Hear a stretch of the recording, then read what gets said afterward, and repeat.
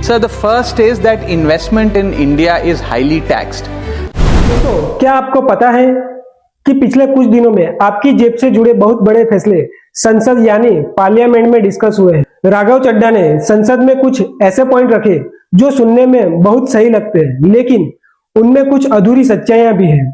आज की इस वीडियो में हम उन्हीं 5 मुद्दों पर सिंपल एनालिसिस करने वाले हैं। स्टॉक मार्केट से लेकर आपके घर की रजिस्ट्री तक और आपके बैंक डिपॉजिट से लेकर फेवरेट बिस्किट के पैकेट तक सब बात होगी, तो इस वीडियो को एंड तक जरूर देखिएगा। दोस्तों, वीडियो को शुरू करने से पहले मैं एक डिस्क्लेमर देना चाहता हूं। इस वीडियो का पर्पस किसी भी पार्टी को सपोर्ट या फिर हेट करना नहीं है। मुझे जो राघव चड्ढा के 5 जो पॉइंट वैलिड लगे, जो कि लोगों तक पहुंचने चाहिए और सिंपल लैंग्वेज में लोग समझ सके, इसके लिए मैं यह वीडियो बना रहा हूं। तो दोस्तों, शुरू करते हैं वीडियो को। अगर पहले पॉइंट की बात की जाए तो राघव चड्ढा ने कहा कि 1.6 लाख करोड़ रुपए विदेशी निवेशकों यानी कि एफपीआई ने निकाले हैं अपनी इंडियन मार्केट से, लेकिन जो हमारे डोमेस्टिक यानी कि डीआईआईस भारतीय निवेशक है, उन्होंने 7 लाख करोड़ रुपए मार्केट में डालकर मार्केट को क्रैश होने से बचाया है। दोस्तों, हर महीने हम और आप 25,000 करोड़ का एसआईपी कर रहे हैं ना, वही आज मार्केट की असली ताकत बना हुआ है। अगर 2021 से पहले आप देखें तो जब भी फॉरेन इन्वेस्टर मार्केट से पैसा निकालते थे तो मार्केट गिर जाता था, लेकिन 2021 के बाद में जो हमारे डोमेस्टिक इन्वेस्टर है, जैसे कि एलआईसी हो गया, म्यूचुअल फंड हो गया, या फिर आप और हम जैसे जो रिटेल इन्वेस्टर हो गए, उनकी वजह से काफी इन्वेस्टमेंट मार्केट में आया है, जो कि मार्केट को गिरने से बचा रहा है फॉरेन इन्वेस्टर की सेल ऑफ के बाद भी। लेकिन इसका इनाम देने की बजाय सरकार ने उल्टा उनके ऊपर टैक्स लगा दिया है। 2025 के बजट से पहले long term capital gain tax 10% लगता था, जो कि बढ़ाकर 12.5% कर दिया गया। शॉर्ट टर्म कैपिटल गेन 15% से सीधा 20% कर दिया गया। मतलब मार्केट बचाने वालों पर ही एक्स्ट्रा टैक्स का बर्डन डाला गया।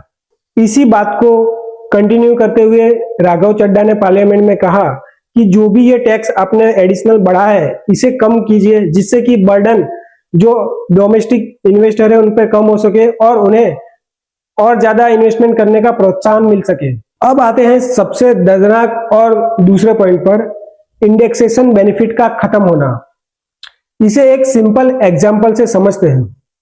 मान लीजिए कि आपने 2015 में 10 लाख रुपए का घर लिया, आज 2025 में उसे 20 लाख में बेचा। अब पुराना नियम जो है वो कहता है कि सरकार मानती थी कि 10 साल पहले 10 लाख आज के 16 लाख के बराबर है, महंगाई को एडजस्ट करने के बाद, तो टैक्स सिर्फ 4 लाख के मुनाफे पर ही लगेगा, यानी कि 4 लाख का जो प्रॉफिट हुआ उस पर ही टैक्स लगेगा। अब जो नया नियम है उसमें सरकार क्या कह रही है कि आप इन्फ्लेशन को भूल जाओ, यानी कि महंगाई है ही नहीं, और जो आपने 10 लाख का प्रॉफिट किया है उस पूरे 10 लाख के ऊपर टैक्स दो। दोस्तों, यहाँ एक ट्विस्ट है जो कि राघव चड्ढा मिस कर गए या फिर जानबूझकर उन्होंने बोला नहीं, वो मुझे नहीं पता, लेकिन सरकार ने जो है जो टैक्स पहले 20% था उसे घटाकर 12.5% कर दिया है। लेकिन इंडेक्सेशन हटने से आम आदमी को अभी भी कई मामलों में पहले से ज्यादा टैक्स भरना पड़ रहा है। इससे आप कह सकते हैं कि यह भी जो दूसरा पॉइंट है वैलिड पॉइंट है, इस पे भी सरकार को काम करना चाहिए। तीसरे पॉइंट की बात की जाए तो राघव चड्ढा ने कहा कि बैंक में डिपॉजिट का रेट जो है वो कम होता जा रहा है दिन पर दिन। बैंकों का ग्रोथ 13% से गिरकर 10% रह गया है। क्यों? ऐसा होने की वजह साफ है कि बैंक एफडी पर 6 से 7% रिटर्न मिलता है, जबकि महंगाई 6% या फिर उससे अधिक है। ऊपर से नए टैक्स रिजिम में 5 साल की एफडी पर कोई टैक्स बेनिफिट नहीं मिलता। अगर सरकार चाहती है कि लोग बैंकों में पैसा जमा कराए तो उन्हें सेविंग अकाउंट टैक्स पर रिलीफ देना होगा, वरना लोग मजबूर होकर अपना सारा पैसा रिस्क वाले मार्केट में लगाएंगे। अब इस पॉइंट को भी आप अगर देखें तो 2021 के बाद में लोग सेविंग अकाउंट में पैसा रखने की बजाय या तो म्यूचुअल फंड में डाल रहे हैं या फिर डायरेक्ट इन्वेस्टमेंट कर रहे हैं, जिससे हो क्या रहा है, उनका पैसा जो है रिस्की मार्केट पे और जा रहा है, ना कि एफडी और बैंक डिपॉजिट पर।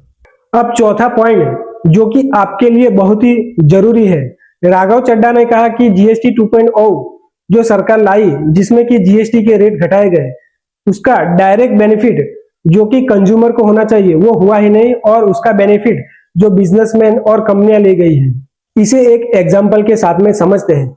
एक बिस्किट का पैकेट लीजिए जिसकी कीमत 50 रुपए है, सरकार ने जीएसटी 18% से घटाकर 5% कर दिया। इस हिसाब से इसकी कीमत 44 रुपए होनी चाहिए, लेकिन क्या हुआ, पैकेट आज भी 50 रुपए का ही मिल रहा है।